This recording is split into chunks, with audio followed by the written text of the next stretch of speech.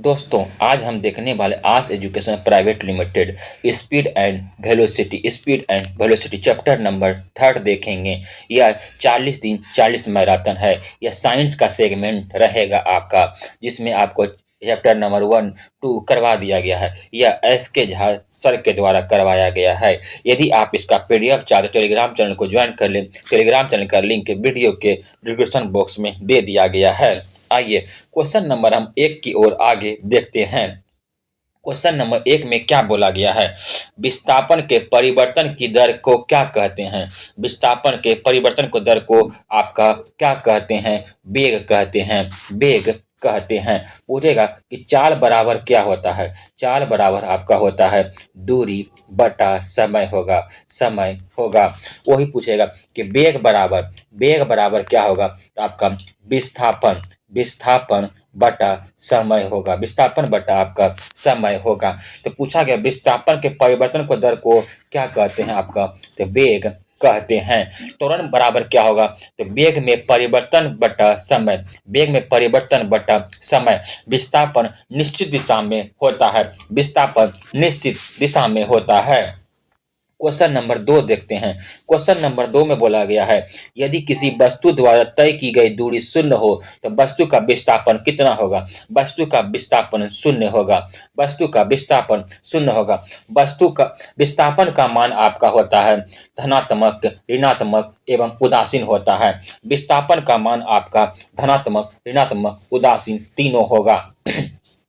विस्थापन बोलेगा कि विस्थापन जो होता है, विस्थापन आपका दूरी क्या होता है आपका? बड़ा होता है और विस्थापन आपका छोटा होता है। कब कब होगा आपका? जब विस्थापन आपका ये दूरी आपका होगा तो विस्थापन आपका छोटा होगा, दूरी आपका बड़ा होगा।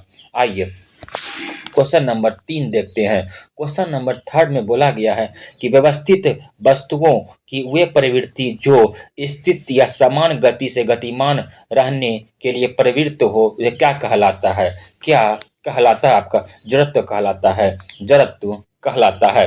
पूछेगा कि ऊर्जा का मात्रक आपका क्या होता है? जूल होता है। जूल होता है आपका, या किलोवाट घंटा भी कह सकते हैं। 1 किलोवाट घंटा बराबर होता है आपका 3.6 इंटू 10 पावर 6 जूल होता है। इसे एक यूनिट भी कहते हैं। इसे एक यूनिट भी कहते हैं। वही एक इलेक्ट्रॉन वोल्ट क्या होता है? एक इलेक्ट्रॉन वोल्ट बराबर होगा 1.6 इंटू 10 पावर -1 जूल होता है। तो बोला गया है कि व्यवस्थित वस्तुओं के प्रवृत्ति जो उस स्थिति या समान गति से गतिमान रहने के लिए प्रवृत्त हो, क्या कहलाता है आपका? जड़त्व कहलाता है। जड़त्व कहलाता है। संवेग गति का मात्रक बताता है। संवेग आपका गति के मात्रा को बताता है और जड़त्व आपका द्रव्यमान के बराबर होता है। जड़त्व आपका द्रव्यमान के बराबर होता है। क्वेश्चन नंबर 4 में देखते हैं। बोला गया नकारात्मक त्वरण निम्न में से किसकी दिशा के विपरीत होगा? नकारात्मक त्वरण निम्न में से किसकी दिशा के विपरीत होगा? आइए देखते हैं। वेग का किसका होगा? वेग का होगा। किसका होगा आपका? वेग का होगा। आइए इसका देखते हैं। बोलेगा कि वेग 10 मीटर सेकेंड से 20 मीटर सेकेंड के हो जाते हैं तो आपका वेग बढ़ेगा। वेग बढ़ेगा और सकारात्मक त्वरण कहते हैं। इसे क्या कहते हैं? सकारात्मक त्वरण कहते हैं। वही 20 मीटर सेकेंड से 10 मीटर सेकेंड पे जाएंगे तो वेग घटेगा, उसे नकारात्मक त्वरण कहते हैं। घर्षण भी आपका 2 प्रकार का होगा। घर्षण आपका 2 टाइप्स, सकारात्मक, नकारात्मक। सकारात्मक में आपका लाभ होगा, नकारात्मक में आपका हानि होगा। तो बोला गया नकारात्मक परिवर्तन निम्न में किसकी दिशा में विपरीत होगा आपका? तो किसके दिशा में होगा? वेग के दिशा में। वेग के दिशा में।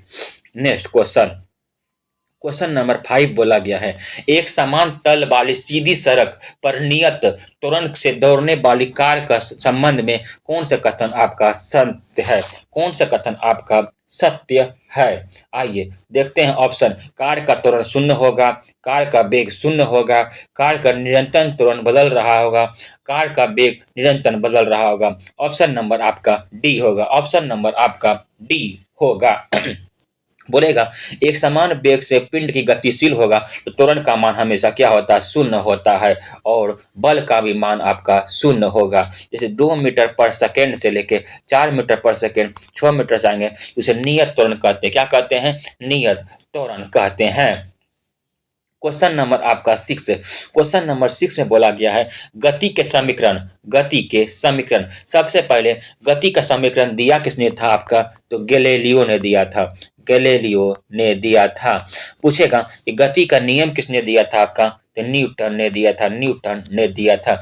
गति के 3 समीकरण है, गति के 3 समीकरण है। पहला समीकरण आपका होगा v बराबर u प्लस ए टी होगा, v बराबर ए v बराबर u प्लस ए टी होगा। यह वेग और समय को बताता है, यह वेग और समय को बताता है। वही गति का दूसरा समीकरण क्या होगा आपका, s बराबर u T plus half A T square, half A T square होगा आपका। यह विस्थापन और समय को बताता है, विस्थापन और समय को बताता है। और तीसरा समीकरण आपका होगा v स्क्वायर बटा u स्क्वायर प्लस 2as होगा। यह वेग और विस्थापन को बताता है। द्वितीय समीकरण बोला है तो द्वितीय समीकरण आपका क्या होगा, s बराबर U T plus half A T square हो जाएगा। ऑप्शन नंबर आपको किस में है, ऑप्शन नंबर आपका ए में है, ए में है। नेक्स्ट क्वेश्चन, क्वेश्चन नंबर आपका 7, यदि गतिमान पिंड के लिए विस्थापन द्वारा दूरी अंकित का अनुपात क्या होगा, क्या होगा आपका, 1 के बराबर अथवा कम, 1 के बराबर अथवा कम होगा। नेक्स्ट क्वेश्चन, नीचे दिए गए प्रकरण के किस में चली गई दूरी विस्थापन के परिमाण परिमाण समान होगा, किसमें होगा आपका सही मान। आइए ऑप्शन देखते हैं। यदि यदि कार सीधी सड़क पर गमन कर रही हो तब, यदि कार सीधी सड़क पर गमन कर रही हो तब होगा। और क्वेश्चन नंबर 9 में बोला गया है कि सरल रेखीय पद के अनुदेशित त्वरित गति एक गतिमान किसी पिंड के लिए नीचे दिए कथन पर सही कथन कौन सा नहीं है। सही कथन आइए देखते हैं इसको। बोला 2 मीटर पर सेकेंड, 4 मीटर पर सेकेंड, फिर 6 मीटर पर सेकेंड के करते रहेंगे तो वेग में परिवर्तन को दर होगा, वेग में परिवर्तन को त्वरण कहेंगे, त्वरण कहेंगे। क्या कहेंगे आपका, त्वरण कहेंगे। तो बोला गया इसमें कि क्या होगा, इसकी चाल परिवर्तित होती रहेगी, नहीं इसकी चाल परिवर्तित नहीं होती रहेगी, होती रहेगी। कौन सत्य नहीं बोला है, तो बोला इसका वेग सदैव परिवर्तित होगा, होगा। इसका सदैव यह सदैव पृथ्वी से दूर हो जाता है, नहीं। यही आपका क्वेश्चन ऑप्शन इसका गलत है। ऑप्शन नंबर आपका सी।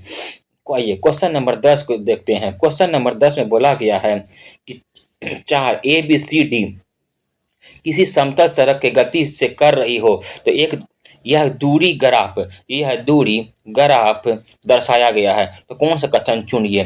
बोला गया है आपका ग्राफ जो बनाया गया है, आपका ग्राफ बनाया गया है सी डी ए बी। सबसे ज़्यादा दूरी आपका किसका होगा, देखते हैं। सबसे ज़्यादा आपका दूरी होगा आपका सी का, फिर डी का, फिर ए का, फिर बी का होगा। वही सबसे अधिक वेग पूछेगा तो आपका सी का, फिर डी का, फिर ए का, तो बी का। सबसे पूछा गया कि ऑप्शन में ए नंबर में है कि ए की चाल का कार डी से अधिक है, ए की चाल के कार डी से अधिक है।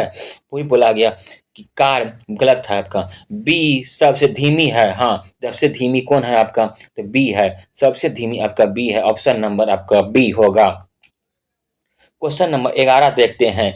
यदि किसी पिंड का विस्थापन समय वर्ग के अनुक्रमानुपाती हो तो वस्तु गमन करती है, वस्तु गमन करती है आपका, तो आपका हो जाएगा यू स्क्वायर बटा 2g, यू स्क्वायर बटा 2g होगा, यू स्क्वायर बटा 2g होगा। और आरंभिक वेग जब 0 रहेगा तो इसका होता है formula v square you square minus 2g s होता है, 2g s होता है। आइए आपको मान निकाल कर बताते हैं। जब आरंभिक वेग 0 होगा तो v स्क्वायर बराबर you square minus 2g s होगा। फिर जब 0 तो you square minus 2g s, तो 2g h बराबर यू स्क्वायर, तो h बराबर हो जाएगा आपका यू स्क्वायर बटा 2g होगा। तो यू स्क्वायर बटा 2g किस में है आपका, ऑप्शन नंबर आपका बी में है, ऑप्शन नंबर आपका बी में है। नेक्स्ट क्वेश्चन, क्वेश्चन नंबर आपका 13 बोला गया है, यहाँ की गति के बारे में निम्नलिखित कथनों पर कौन सा कथन आपका सत्य है? कौन सा कथन आपका सत्य है वो देखना है। कथन नंबर बी में, यह ग्रह की कक्षा केंद्र सूर्य के साथ गोलाकार है। यह ग्रह की कक्षा केंद्र सूर्य के साथ गोलाकार है। ऑप्शन नंबर आपका बी। ऑप्शन नंबर आपका बी। नेक्स्ट क्वेश्चन बोला, कार की गति किस पर निर्भर नहीं करता है? कार की गति किस पर निर्भर नहीं करता है? स्पीडोमीटर, गति के बदलाव, दिशा के बदलाव, गतिवर्धन का बदलाव। यह क्वेश्चन आपका कमेंट बॉक्स में आप लोग इसका जवाब जरूर दीजिएगा। हालांकि बताते हैं, स्पीडोमीटर आपका गति को मापता है। स्पीडोमीटर आपका गति को मापता है। क्वेश्चन नंबर आपका 15 बोला गया, एक निश्चित दिशा में बढ़ रही वस्तु की गति का विस्थापन, वस्तु की गति का वैज्ञानिक शब्दावली किस पद पर रूप है? क्वेश्चन में है बोला गया है, एक निश्चित दिशा में बढ़ रही वस्तु की गति को वैज्ञानिक शब्दावली में किस पद के रूप में जाना जाता है? आपका वेग के जाना जाता है, वेग जाना जाता है, वेग जाना जाता है। अभी बताए थे वेग बराबर होगा विस्थापन बटा समय, जहां विस्थापन के अगर निश्चित दिशा रहेगा, विस्थापन आपका निश्चित रहेगा, वही 4 बराबर दूरी बटा समय, दूरी क्या रहेगा आपका टेढ़ा मेढ़ा रहेगा।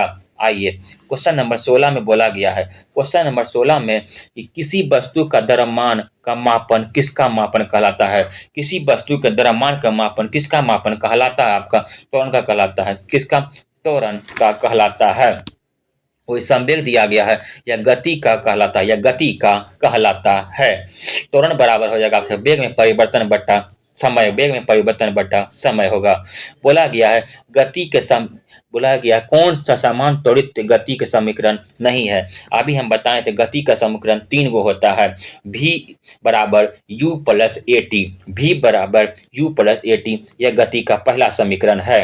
दूसरा समीकरण आपका एस बराबर U T plus half A T square, S बराबर U T plus half A T square, यह दूसरा समीकरण है। तीसरा समीकरण आपका देखते हैं, v स्क्वायर बराबर यू स्क्वायर प्लस 2gs होगा, यह तीसरा समीकरण हो जाएगा। और यह आपका किसी का समीकरण नहीं है, ऑप्शन नंबर आपका डी होगा।